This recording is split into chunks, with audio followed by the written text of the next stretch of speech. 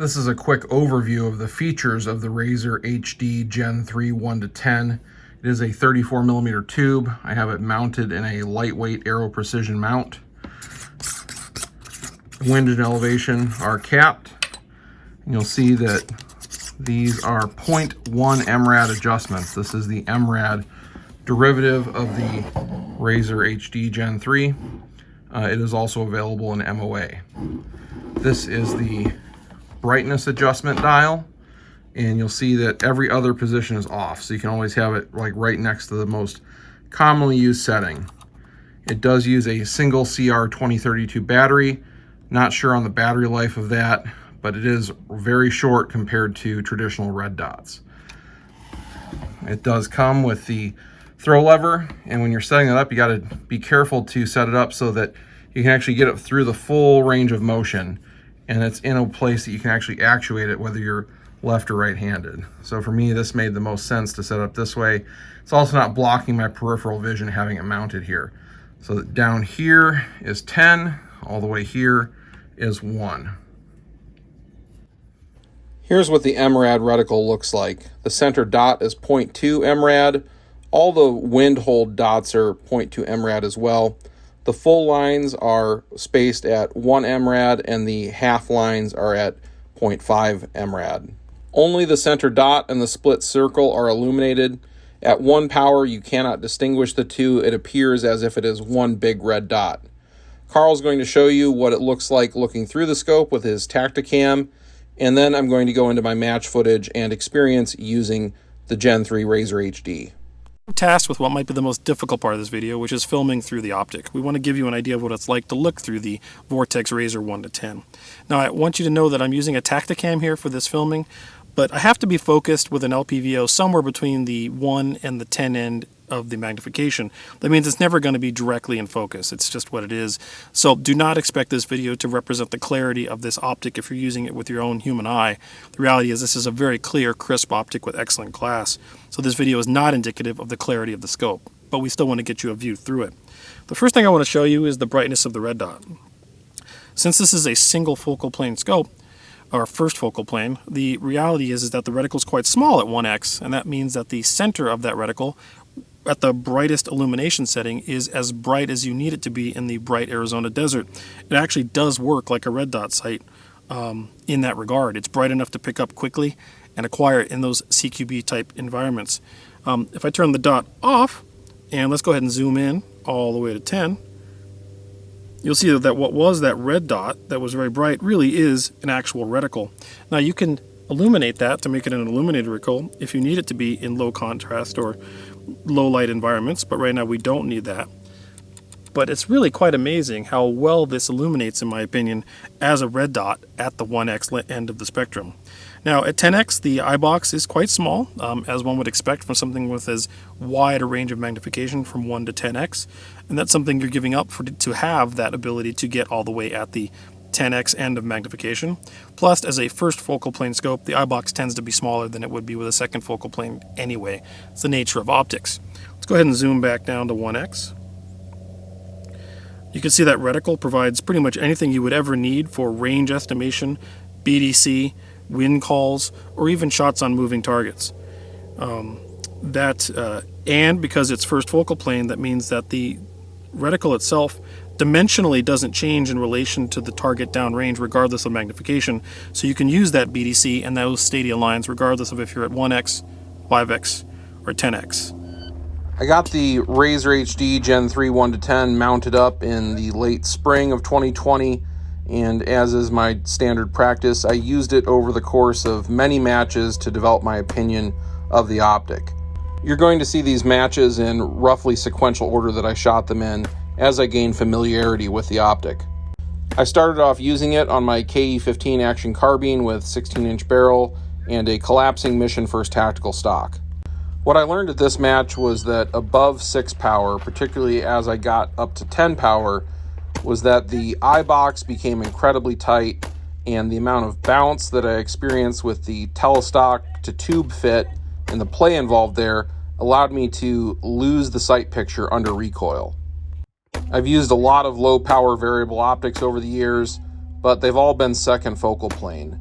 This is the first front focal plane low power variable optic that I've used, and it took me a bit longer to get used to using it as a result. On this stage, I start on 1 power to engage these hanging steel at about 70 yards, and then I dial all the way up to 10 power to engage the longer range targets. On 10 power, it is more difficult to find the target, even though I know where it is, but when I do send the shot, it's more of a sure thing.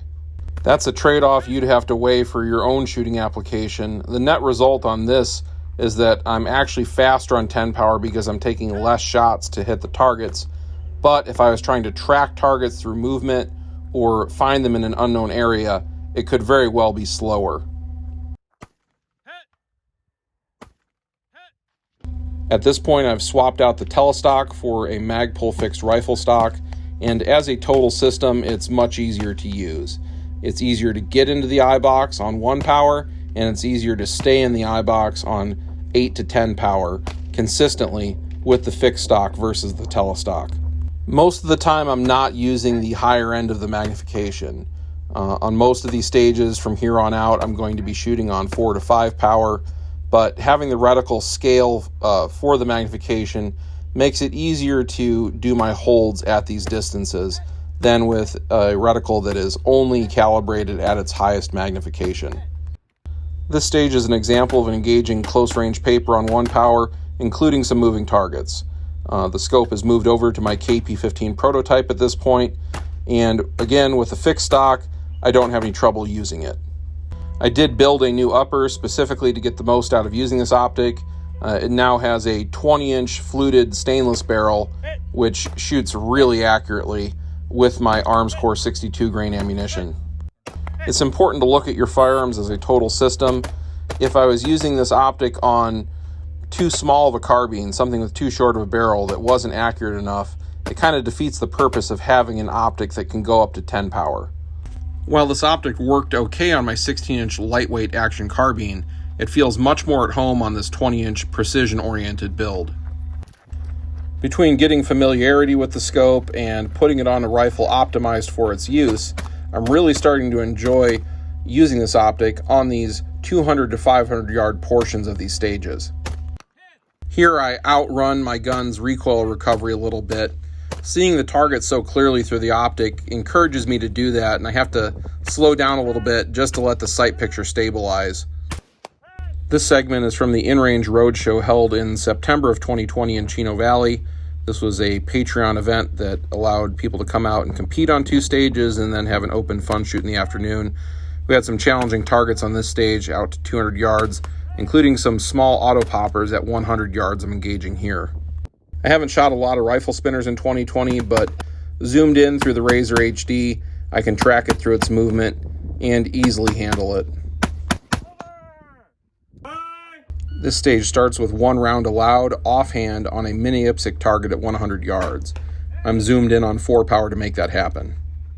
This portion requires that the shooter engage that same target through the slats now.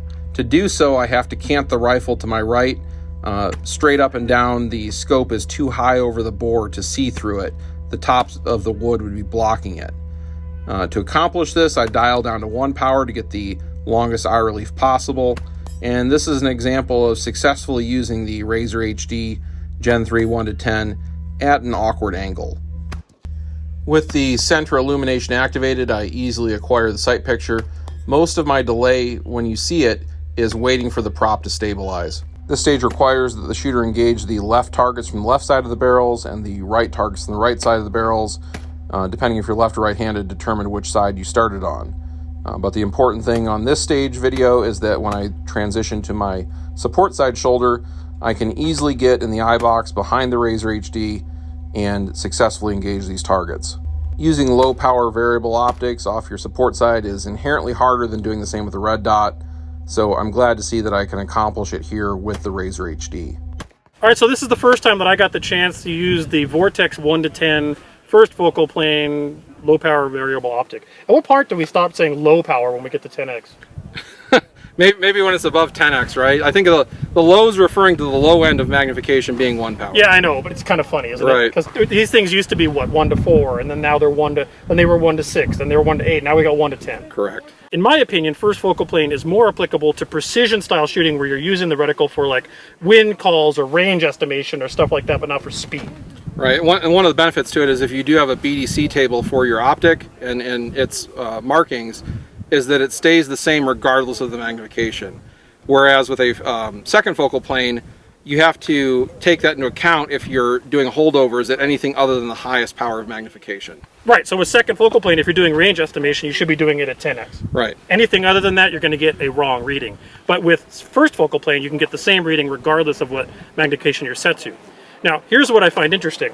You've been using this like on the clock at like 2-gun and 3-gun style matches. Correct.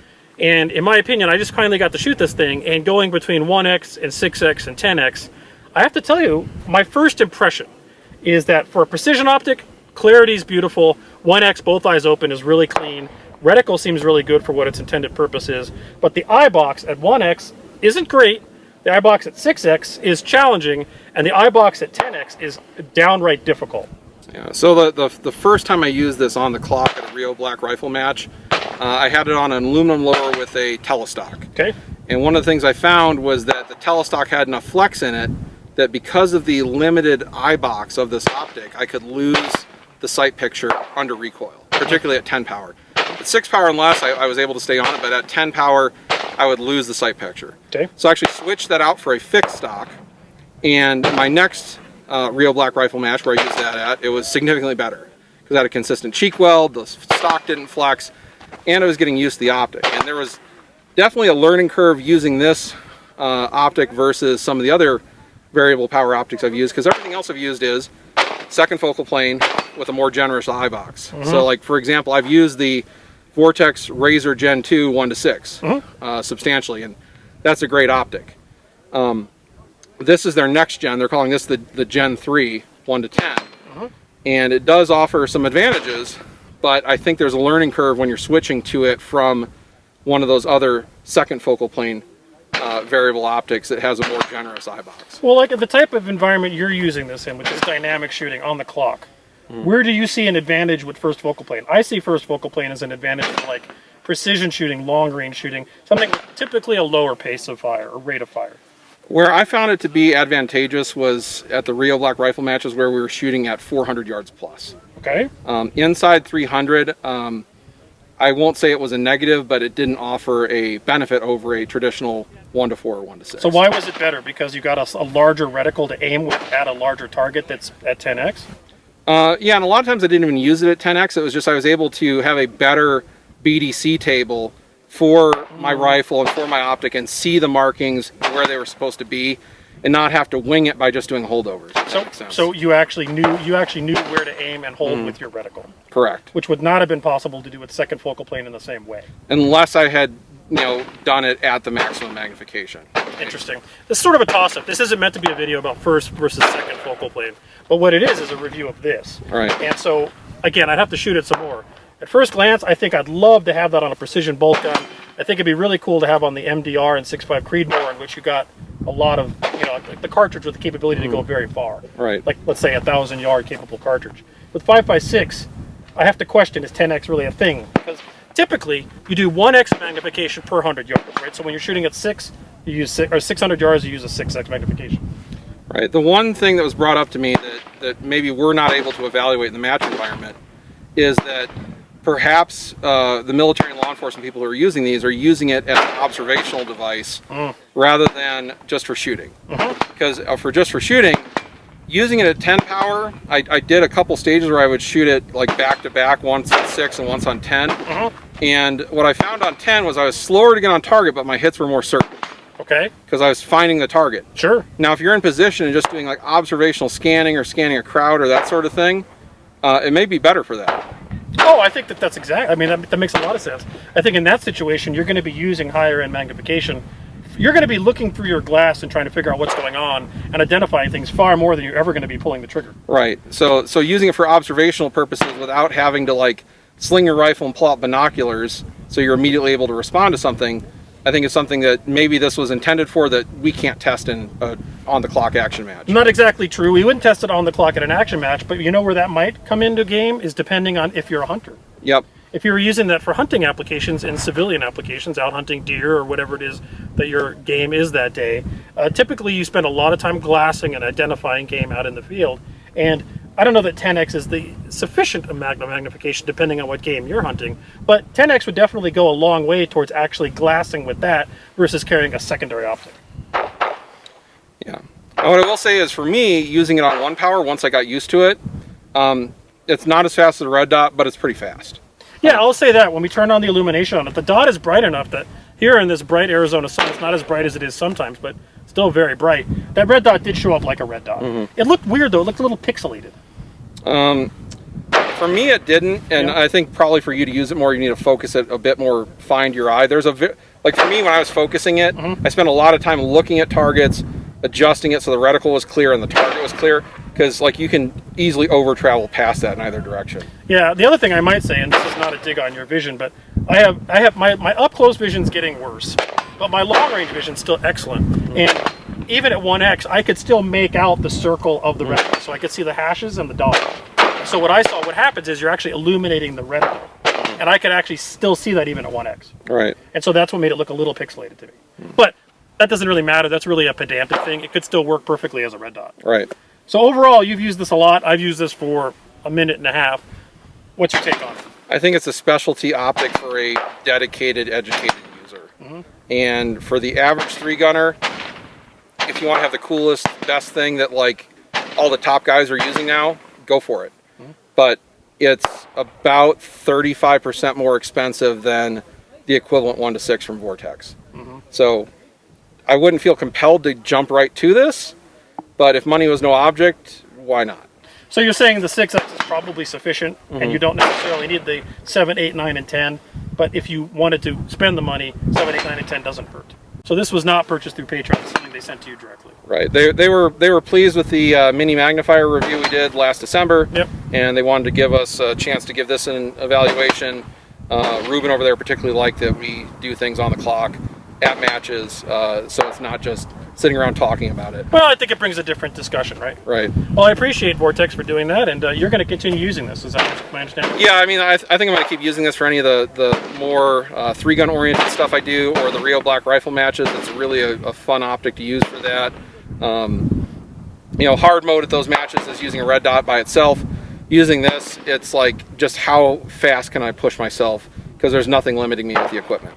Well, guys, if you like this stuff, please consider supporting us on Patreon. Well, this optic wasn't sent to us or wasn't purchased with Patreon dollars. Our time and ammunition frequently is, and if you like keep the channel alive and work for you, we wouldn't be able to do honest reviews like this. If you can't understand, just watch one of our multiple distribution points. You can find them all at InRangeTV/watch and share with your friends. Thanks for watching.